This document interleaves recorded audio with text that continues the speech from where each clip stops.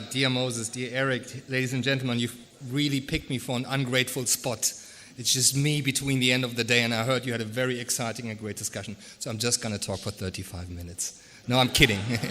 It's just going to be very short, just a couple of few thoughts, because what's been discussed here today is not normally what's been discussed on fora about Africa and Germany, and I'm pretty much old school, old economy. I've run the German Chamber of Commerce in Kenya for 4 years. I've worked for 4 years in the DRC on classical development cooperation projects, and now I'm running the German Africa Foundation, who's working into Parliament, advising the German government on Africa policy. And I can tell you what's being discussed here and what's being discussed in Parliament, what's being discussed inside the government right now, has precious little to do with each other. There's a huge disconnect between, those technologies, those innovative methods that you've discussed here and what's currently going on in the Africa political debate. I don't want to bore you with the details, but we've got basically two big programs in Germany called Marshall Plan with Africa, very ambitious words, Compact with Africa, G20 initiative.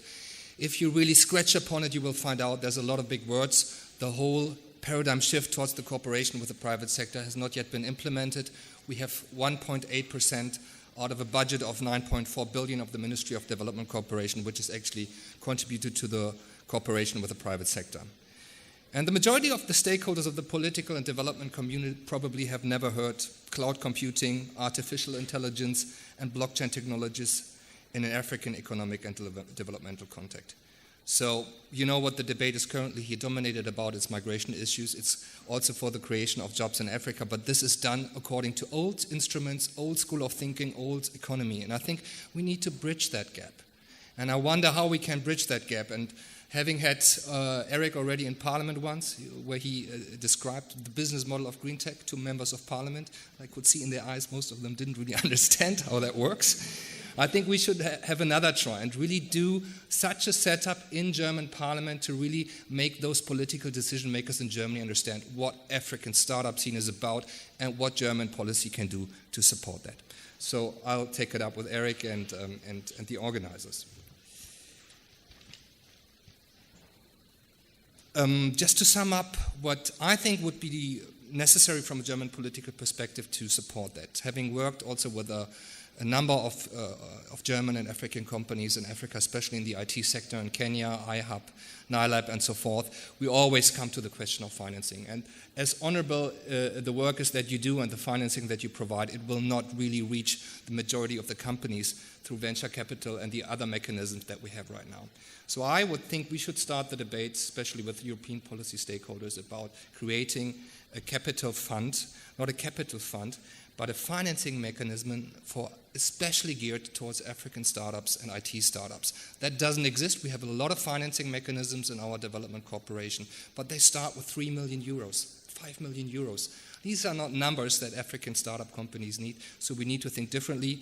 Germany is spending 6.5 billion euros on infrastructure projects. I think a couple of hundred of million on startup financing mechanisms wouldn't hurt. And I think that's something where I think we would need your impact on the ground, your input from the ground as well and your experience to see how we can put that in the Africa political debate. Just one final remark on the question. I heard from Amrod that the intervention this morning was also a sentiment about African solutions for African problems. I don't think we need African solutions for African problems. I don't think we need German solutions for German problems, or we need European solutions for European problems. I think we need global solutions for global problems. The challenges are so enormous everywhere, not in Africa. Hey, it doesn't matter where the solution is coming from. Let's work with it, and let's not fall into that mindset that we all also see now here in Germany and in Europe about identities. And the question is, turning about these issues, which at the end of the day is not bringing us forward.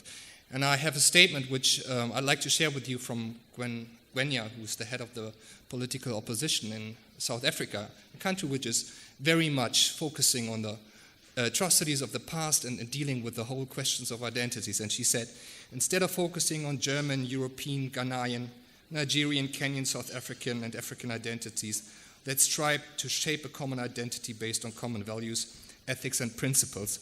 In the end, we live in one world, and I think we need to share that community of people that share the same vision and the same ethics and the same moral values. And I think we here in the room share these values. Let's try to create a sustainable community. And with that, words I'd like to close. And thank you all very much for being here today. I hope you use the contacts and the experiences that you made to make benefits for your respective societies, and I wish you all the best. Thanks a lot.